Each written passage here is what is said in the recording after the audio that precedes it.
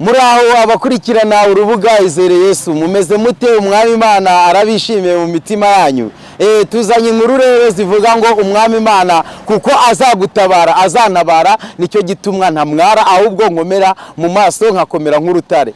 Umwami Imana azanabara, nicyo gituma ntamwara nkakomera nk'urutare, kugira ngo nzabone ibisubizo byawe. Haleluya. Turanezerewe cyane kuba tuje ahangaha ku rubuga Izere Yesu. Ndavuga abantu bakurikirana urubuga Izere Yesu. Ese urubuga Izere Yesu murubona mute? Urubuga Izere Yesu na ahantu abantu bakunda gukurikiranira ijambo ry'Imana. Urubuga Izere Yesu na ahantu abantu bakunda kumenyera agakiza.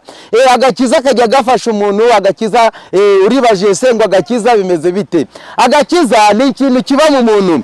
Niyo tujya tubona abantu abisiraheli kera bajyaga bafata urugendo rujya Kanani, bamara kugenda bakagenda, namwe murabyumva nyine, iyo bafataga urugendo baragendaga. Ese wowe ubona agakiza ari ibintu bimeze bite? Niyo mpamvu rero natwe tujya dusobanurira abantu bakurikirana urubuga Izere Yesu. Urubuga Izere Yesu ni urubuga rubaho amakuru ya Yesu. Urubuga Izere Yesu ni ahantu haba inkuru za Yesu. Urubuga Izere Yesu ni ahantu hatangarizwa ibintu bijyanye no gusenga. Turatuje rero, reka tubanze tubasomere ijambo ry'Imana. Murabona ko dufite Bibiliya, tukaba dufite n'imfasha nyigisho, namwe murayibona kuri screen. Murabona ko dufite n'imfasha nyigisho. Aka gatabo rero kajya kabamo imirongo ya Bibiliya. Aka gatabo rero kajya kabamo ibintu bijyanye no gusenga. Niyo mpamvu rero natwe twari tuje ahantu tuje kukubwira ngo urubuga Izere Yesu ni ahantu wabonera agakiza. Agakiza uribaje se ngo agakiza ni ibintu biba bimeze bite? Iyo wizera Imana byose birashoboka. Iyo wizera Yesu byose birashoboka. Haleluya. Natwe turanezerewe rero, twabonye Imana yatwirije amahoro, tubonye turi bazima nta kibazo, turashima Imana. Dukomeje gushima Imana ikomeje kugiturinda uko bukeye uko bwije. Uraryama ukabona biremeye, wabyuka ukabona biremeye, wagenda ukabona biremeye, utega imodoka ukagenda gushakisha, ndavuga kujya gushaka imibereho, ukabona biremeye. Niyo mpamvu rero natwe twari tuje kukuganiriza kuri uru rubuga Izere Yesu dushima Imana. Ese wowe wibuka gushima Imana iba yakurinze? Haleluya. Wibuka gushima Imana iba yagendanye nawe mu modoka? Wibuka gushima Imana iba yagendanye nawe ahantu hose hagiye hatandukanye? Iyo utashye ugeze wawe nka nimugoroba, nta mpamvu zo kudashima Imana. Hari abantu benshi Imana yagiye irinda bijyanye no kwizera kwabo. Iyo wizeye Yesu byose birashoboka. Njya mbwira abantu ngo iyo wizeye Yesu Kristo ntacyo wabura. Iyo wizeye Yesu Kristo icyo kurya wakibona. Iyo wizeye Yesu Kristo icyo kunywa wakibona. Iyo wizeye Yesu Kristo ndetse icyo waba wifuza cyose wakibona. Haleluya. Niyo mpamvu rero natwe tunezerewe. Twari tuje kuri urubuga Izere Yesu tuje kukuganiriza. Umwami Imana yagutabara, umwami Imana yakurinda ahantu hose hagiye hatandukanye. Murabona ko turi ahantu hameze nko ku muhanda.